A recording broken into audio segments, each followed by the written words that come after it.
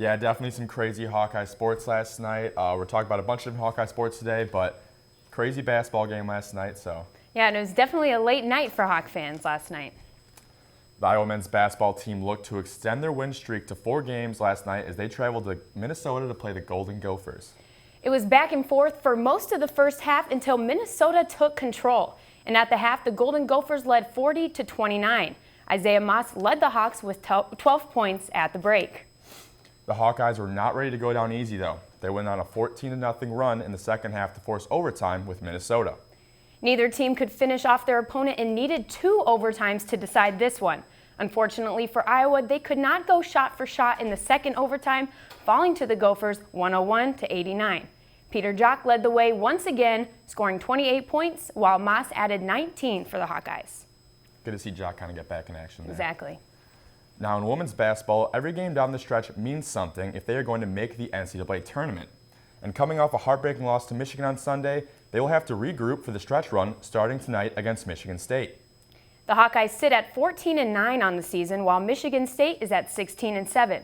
And a big injury to one of the Hawks' key players is going to make an already tough matchup even harder. It's not unusual for teams to overcome key injuries to players, but sometimes it's not as easy as it seems.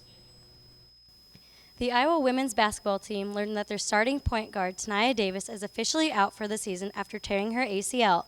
Davis suffered the injury in last Sunday's matchup against the Michigan Wolverines. I'm just really proud of the team and how they've came back, had a great practice on Monday. They're staying positive, they're believing, and they're handling this exactly how you'd want them to handle it. We talk about it as a team, but we all have our individual whys. Why do I play basketball? Well, it's because of my teammates, it's because of my family, it's because I love the game, whatever the case may be.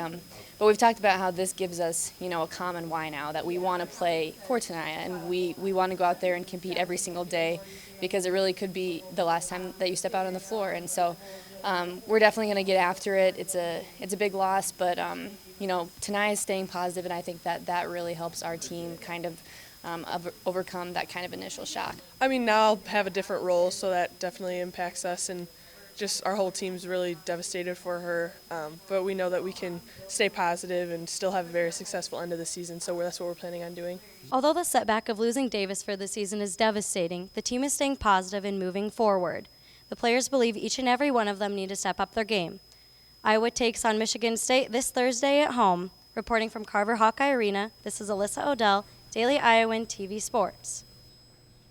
Losing Tania Davis is certainly a big loss for the Hawkeyes. It will be interesting to see how they adapt to playing without her as the season winds down. Definitely.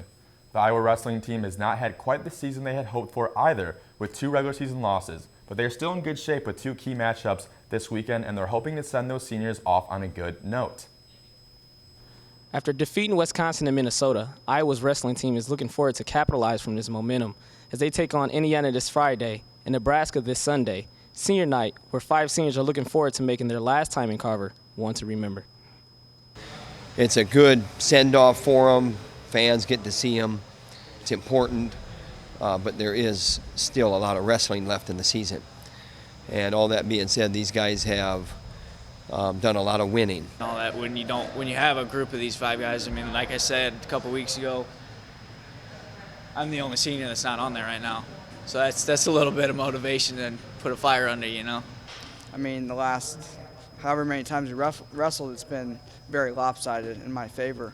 I got to be ready, but if I'm ready to go, then it'll be lopsided again. Wrestling in Carver is something that not many people get to do, and it's freaking awesome. So I'll cherish it and have a ton of gratitude in this snap, but I still want to freaking win.